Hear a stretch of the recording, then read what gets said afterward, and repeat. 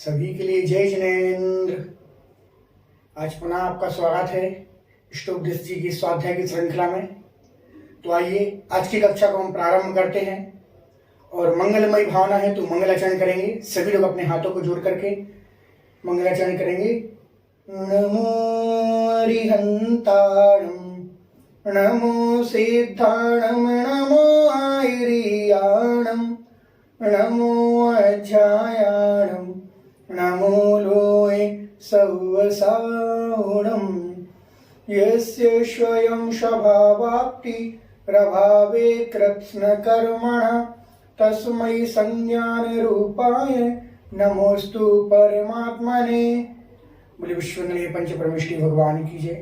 द्वादशांग जयमाणी माता की जय। संत श्रोमणी आचार्य भगवान बोले विद्यासागर जी महाराज की जय। पूज्य गुरुवर मुनि पुंग विश्वासी सुधासागर जी महाराज की जय।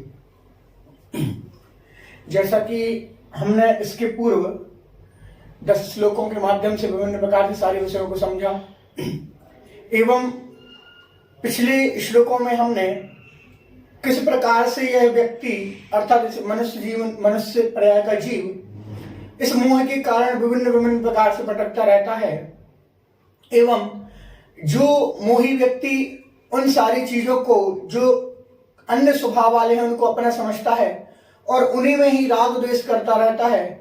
किसी से कभी द्वेष करता है तो कोई किसी की अनंतानबंदी कसाय बनाता है एवं ये किस प्रकार से सारा संसार उसके घर परिवार के सदस्य ये सारी चीजें हमने पिछले श्लोकों में पढ़ ली हैं कि इस प्रकार से ये सारी व्यवस्थाएं होती हैं। तो उसके बाद आज हम आगे क्रम में बढ़ते हैं। तो उसके बाद आज का विषय है आचार्य पूज्यपाद स्वामी जी कहते हैं कि आखिर यह मनुष्य पर्याय का जीव इस संसार में क्यों भटकता है, अर्थात संसार भटकने का कारण कि आखिर हम इस संसार में कब से भटकते आ रहे हैं और कब तक भटकेंगे। इस सारी चीज इसके लिए ये कारण बताया है। तो ये इस प्रकार से यहाँ पर आचार्य पूज्यपाद स्वामी जी बतला रहे हैं। तो आइए हम इस श्लोक के लिए पढ़ते हैं और जानते हैं कि संसार में भटकने का मुख्य कारण हमारा क्या है। आइए उच्चारण करते हैं। राग द्वेष द्वयी दीर्घ नेत्राकर्षण कर्मणा अज्ञानात् सुचिरं जीव संसाराब्धौ भ्रमत्यशौ। राग द्वेष द्वयी दीर्घ नेत्राकर्षण कर्मणः अज्ञानात् सुचिरं जीव संसाराब्धौ भ्रमत्यशौ। पुनः देखें। राग द्वेष द्वयी दीर्घ नेत्राकर्षण कर्मणः अज्ञानात् सुचिरं जीव संसाराब्धौ भ्रमत्यसौ। बोलिए। राग द्वेष द्वयी दीर्घ नेत्राकर्षण कर्मणः अज्ञानात् सुचिरं जीव संसाराब्धौ भ्रमत्यसौ। तो यहाँ पर क्या कह रहे हैं कि इस संसार में रहने वाले जीव क्यों इस संसार में अनादिकाल से भटकते आ रहे हो और आगे ना जाने कब तक भटकेंगे। तो उसका समाधान यहाँ पर आचार्य पूज्यपाद स्वामी जी करते हैं कि ये आखिर इस संसार में भटकने का मुख्य कारण क्या है। तो कहा कि मुख्य कारण है राग द्वेष। राग द्वेष देखिए हमने पिछले वाले श्लोक में जब पढ़ा था उसमें आया था विराग का कथम हंत्रे, अर्थात हम जिस पर क्रोध कर रहे हैं या जिससे भी राग द्वेष कर रहे हैं उसका कर्म का फल किसको, जो करने वाले उसको मिल जाता है। तो वैसे ही यदि हम किसी के प्रति द्वेष करते हैं तो हम भी यदि द्वेष करने लगे किसी के प्रति तो क्या होगा, इसी तरह संसार में भटकना पड़ेगा। तो कहा कि राग द्वेष, राग और द्वेष रूपी द्वयी अर्थात दो, राग द्वेष रूपी दो दीर्घ अर्थात बड़ी अर्थात लंबी, दीर्घ अर्थात लंबी बड़ी, राग द्वेष रूपी दो बड़ी लंबी रस्सियों के द्वारा नेत्राकर्षण, नेत्राकर्षण अर्थात घुमाया जाना, किसकी तरह, मथानी की तरह। राग द्वेष रूपी दो बड़ी दीर्घ रस्सियों के द्वारा नेत्राकर्षण घुमाया जाना, किसको, मथानी की तरह। जिस प्रकार से जब दही के लिए मथते हैं तो मथानी को दो डोरी लगी रहती हैं, कभी एक को खींचते कभी दूसरे को, कभी पहले को कभी दूसरे को, ऐसे उस मथानी को नेत्राकर्षण तक घुमाया जाता है उन दो रस्सियों को पकड़ करके। तो राग द्वेष रूपी दो रस्सियों के द्वारा जब उस जब उस राग और द्वेष की दूरी, राग और द्वेष रूपी दो रस्सियों के माध्यम से, एक राग रूप एवं एक द्वेष रूप, इस प्रकार से दो रस्सियां, यहाँ पर एक राग को एक रस्सी कहा, द्वेष को दूसरी रस्सी कहा। जैसे मथानी को मथते समय एक को एक आगे, कभी एक को पीछे, कभी आगे कभी पीछे, अर्थात कभी राग आगे तो कभी द्वेष पीछे। तो ऐसे ही राग द्वेष रूपी दो रस्सियों के द्वारा जो मथानी की तरह घुमाया जाता है, कौन? यह जीव। यह जीव राग द्वेष द्वारा घुमाया जा रहा है अज्ञानात, उसी कारण से अज्ञानात, अज्ञानता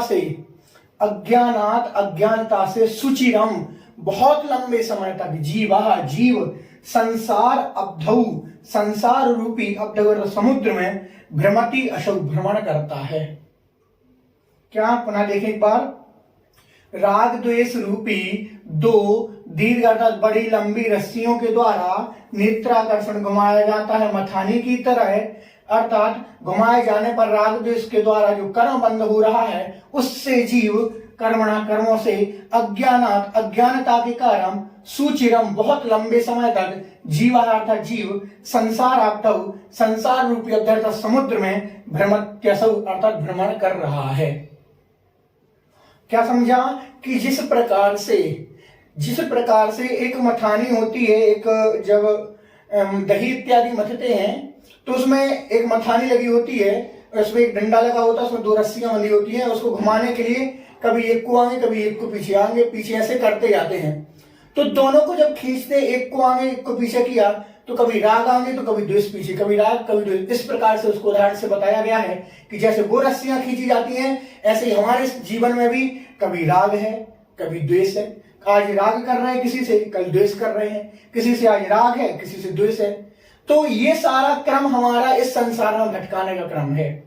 अर्थात जब जब हम राग द्वेष करते जाएंगे तब तक हमारा संसार क्या होगा? सुचिरम, लंबे समय तक इस जीव का भ्रमण का कारण बनता रहेगा। इस संसार में भ्रमण का कारण सिर्फ और सिर्फ राग और द्वेष ही बनता रहेगा। इसीलिए कहा है कि इस राग और द्वेष के लिए क्या करना है? हमें कम करना है। यदि हमारा राग द्वेष किसी से अधिक है तो उस द्वेष को और उस राग को कम करो, क्योंकि हमारा मुख्य कारण, हमें संसार छोड़ने का मुख्य कारण है तो वह मोक्ष है, अर्थात मोक्ष प्राप्त करने हेतु हमारे लिए इन सारी चीजों को छोड़ना पड़ेगा। यदि हम राग और द्वेष को नहीं छोड़ते हैं, यदि राग द्वेष को हम बनाए रखते हैं तो क्या होगा?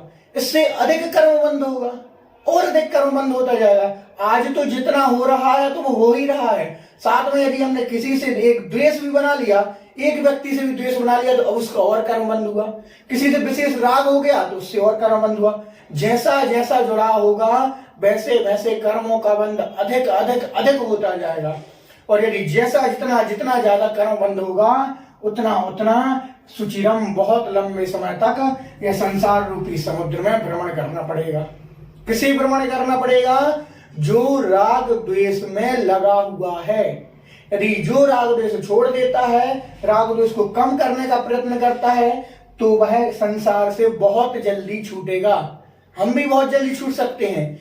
माना कि घर परिवार है, गृहस्थी है, सब है, संसार है, लेकिन इसका मतलब ये नहीं कि हम उसको कम नहीं कर सकते, अवश्य कर सकते। घर में रहने के बाद भी किसी को जलते भिन्न कमल है, अर्थात उस कमल की तरह रहते हैं जो कमल पानी में तो लेकिन पानी से ऊपर रहता है। तो उसी प्रकार तो यहाँ पर हम भी थोड़ा प्रयत्न करेंगे, यदि कोशिश करेंगे तो धीरे धीरे क्या होंगे?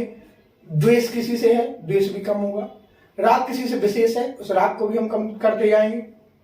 जैसा जैसा अभ्यास करेंगे, जैसे जैसे आगे बढ़ेंगे, हमें अपनी मंजिल मिलती जाएगी, अर्थात हम धीरे धीरे दूर होते जाएंगे।